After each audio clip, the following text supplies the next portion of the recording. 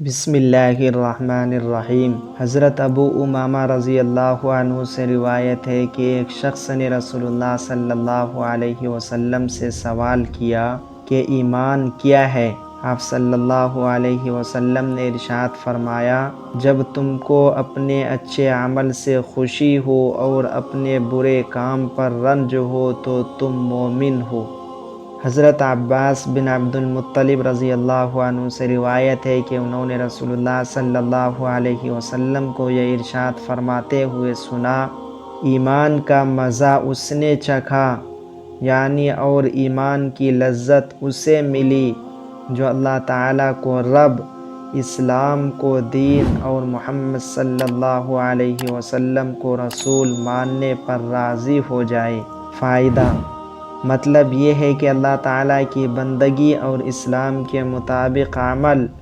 اور حضرت محمد صلی اللہ علیہ وسلم کی اطاعت اللہ تعالیٰ اور ان کے رسول صلی اللہ علیہ وسلم اور اسلام کی محبت کے ساتھ ہو۔ جس کو یہ بات نصیب ہو گئی یقیناً ایمانی لذت میں بھی اس کا حصہ ہو گیا۔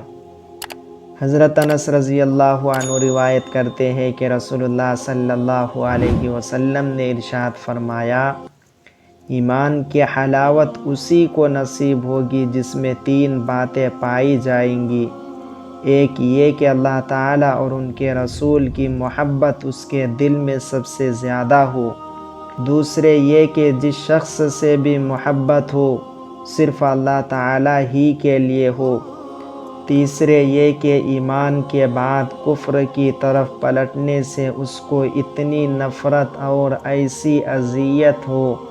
جیسی کہ آگ میں ڈالے جانے سے ہوتی ہے۔ حضرت ابو امامہ رضی اللہ عنہ سے روایت ہے کہ رسول اللہ صلی اللہ علیہ وسلم نے ارشاد فرمایا،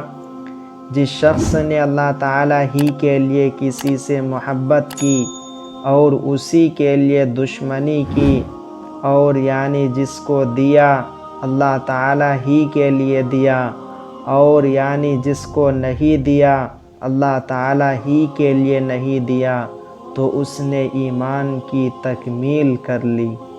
حضرت ابن عباس رضی اللہ عنہما روایت کرتے ہیں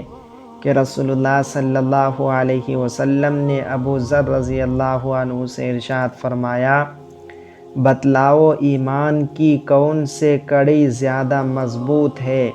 حضرت ابو ذر رضی اللہ عنہ نے عرض کیا، اللہ تعالیٰ اور اس کے رسول کو زیادہ علم ہے، یعنی لہٰذا آپ صلی اللہ علیہ وسلم ہی ارشاد فرمائے۔ آپ صلی اللہ علیہ وسلم نے ارشاد فرمایا، اللہ تعالیٰ ہی کے لیے باہمی تعلق اور تعاون ہو، اور اللہ تعالیٰ ہی کے لیے کسی سے محبت ہو، اور اللہ تعالیٰ ہی کے لیے کسی سے بغض و عداوت ہو۔ فائدہ: مطلب یہ ہے کہ ایمانی شعبوں میں سب سے زیادہ جاندار اور پائیدار شعبہ یہ ہے کہ بندے کا دنیا میں جس کے ساتھ جو برتاؤ ہو، خواہ تعلق کا ہو یا ترک تعلق کا، محبت ہو یا عداوت، وہ اپنے نفس کے تقاضے سے نہ ہو بلکہ صرف اللہ تعالیٰ کے لیے اور انہی کے حکم کے ماتحت ہو۔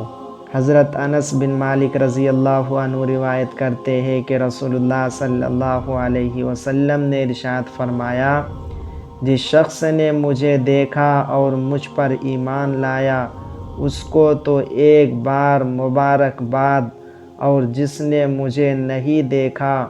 اور پھر مجھ پر ایمان لایا اس کو 7 بار مبارکباد۔